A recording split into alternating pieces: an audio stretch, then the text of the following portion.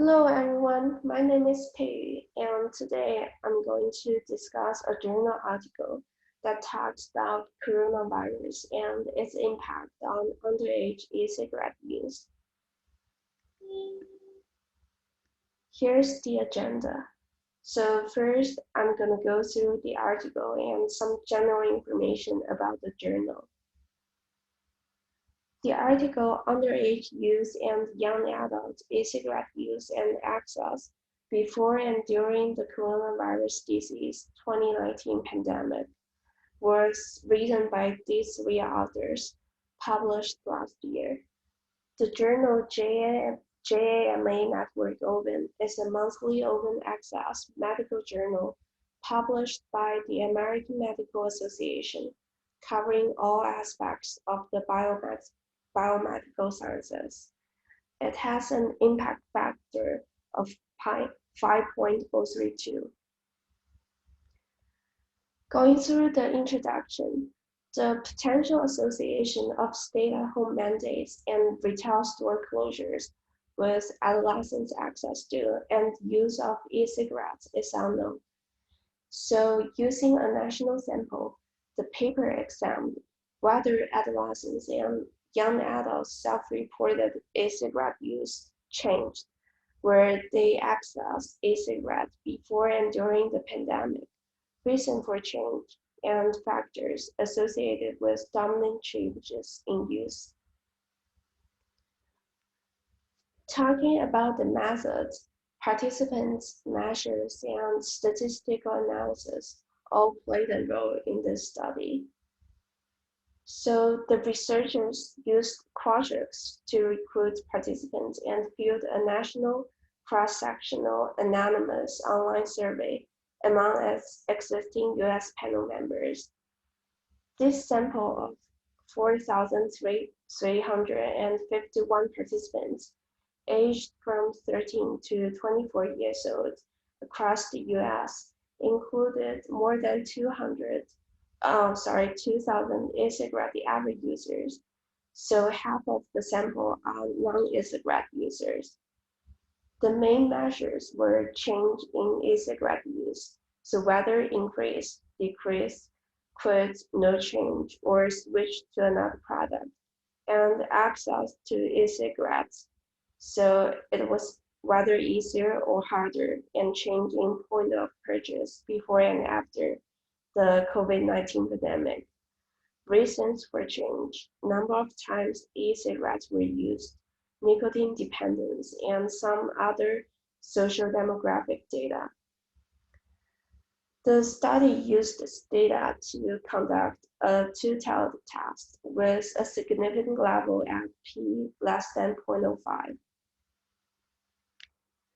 As the results, during the COVID-19 pandemic, used e-cigarette users reported change in e-cigarette use, point of purchase, and ability to purchase e-cigarettes without age verification. So the study basically talks about the results from these 5 aspects, including change in e-cigarette use, reasons for changing e-cigarette use, ease or difficulty in accessing product, changing point of purchase, and finally factors associated with quitting or reducing e-cigarette use.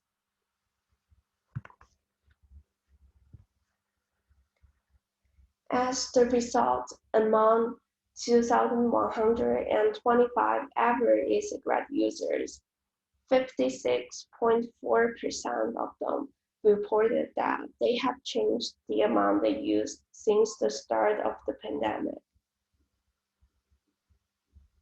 About 32% quit, 35% reduced nicotine use, 17.6% increased nicotine use, 7.8% increased cannabis use, and about 7% switched to other products.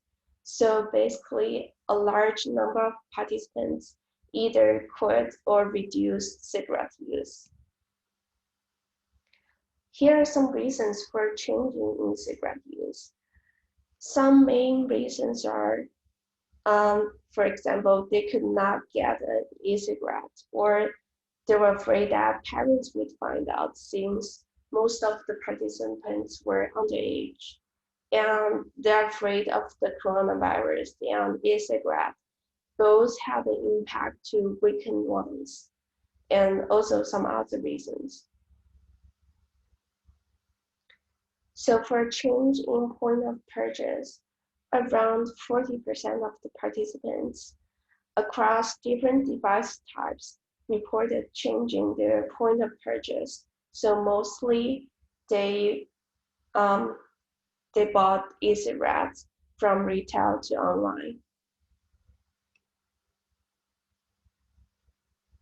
And finally, I'm going to talk about some factors associated with quitting or reducing e-cigarette use. It was 1.9 times more likely among e-cigarette users who were Asian or Pacific Islander in quitting or reducing e-cigarette use. It was 1.5 times more likely among those who were adhering to stay-at-home mandates in quitting or reducing e-cigarette use. However, it was 31% less likely to quit or reduce e-cigarette use if they experienced longer shipping times. Also, this study had some limitations. First was the convenience sample. So findings from this national convenience sample are not generalizable. And second is regulation and enforcement.